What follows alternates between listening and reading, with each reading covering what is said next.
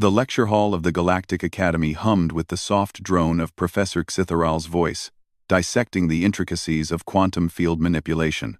Lyra Vale sat in the third row, her chin propped on her palm, eyelids growing heavier with each passing moment. The human exchange student had been awake for nearly 30 hours, finishing a research paper on Earth's primitive but surprisingly effective combustion engines.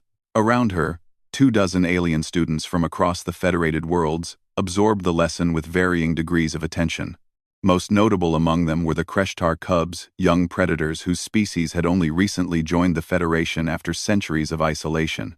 Their homeworld was a death trap of apex carnivores, and the Kreshtar had clawed their way to the top of that brutal hierarchy. Tovik, one such cub, sat 2 seats away from Lyra. His obsidian eyes tracked every movement in the room with predatory precision, his scaled hide rippling with barely contained energy.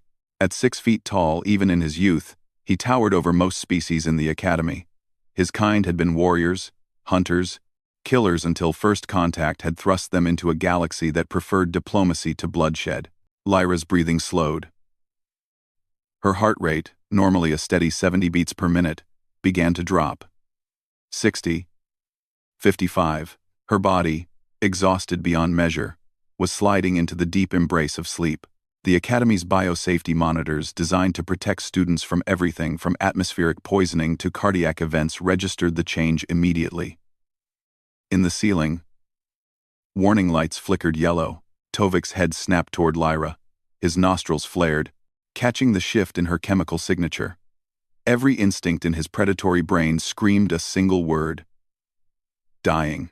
On his homeworld, a dropping heart rate meant prey succumbing to injuries, blood loss, or the final moments before death. It meant an easy meal. It meant vulnerability. The yellow lights turned red, 48 beats per minute.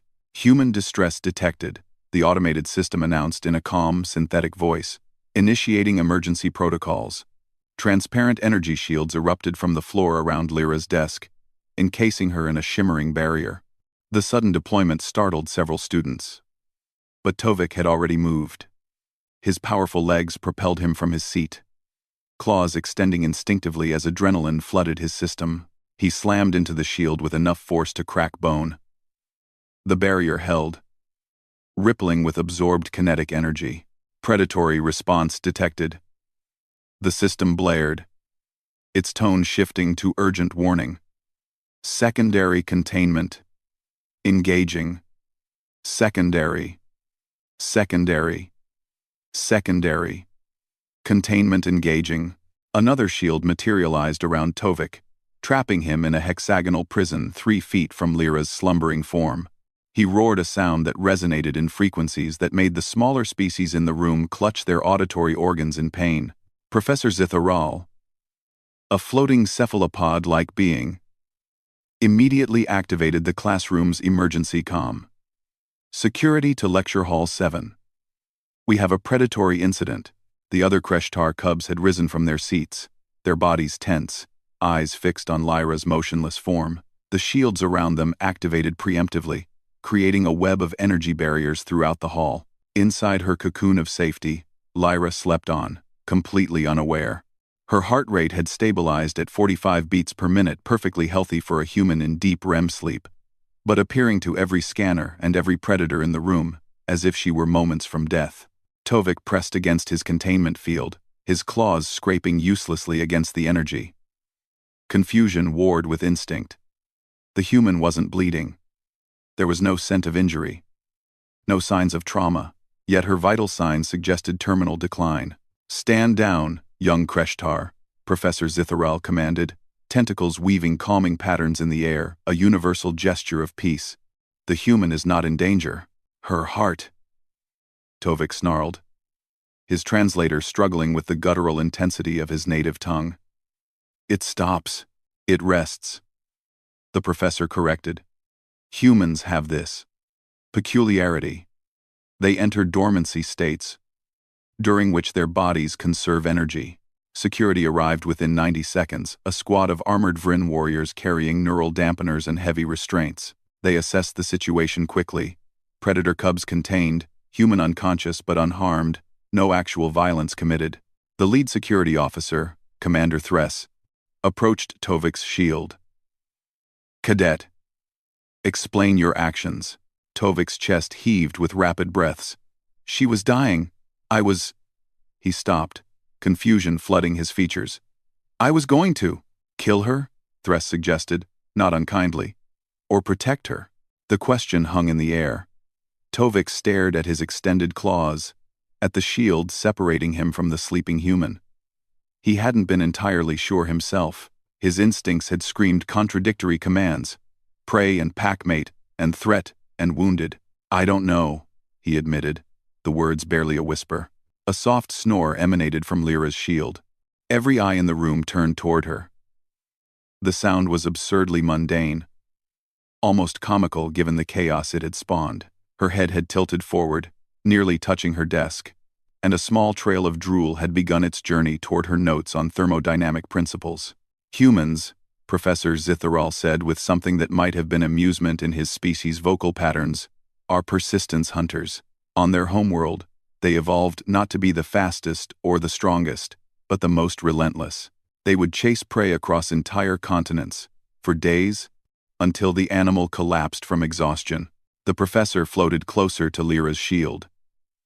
To do this, they developed remarkable endurance and recovery systems.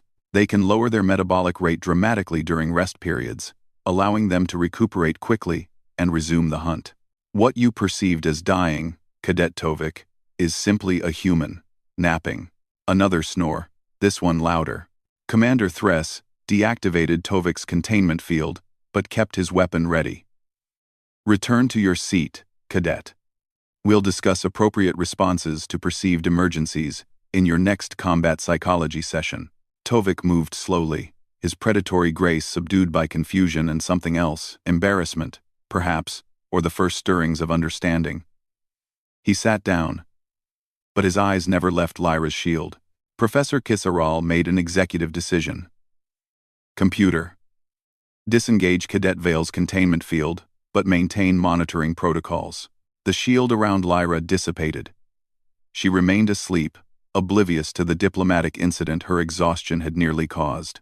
The lecture resumed, though with considerably less focus from the students.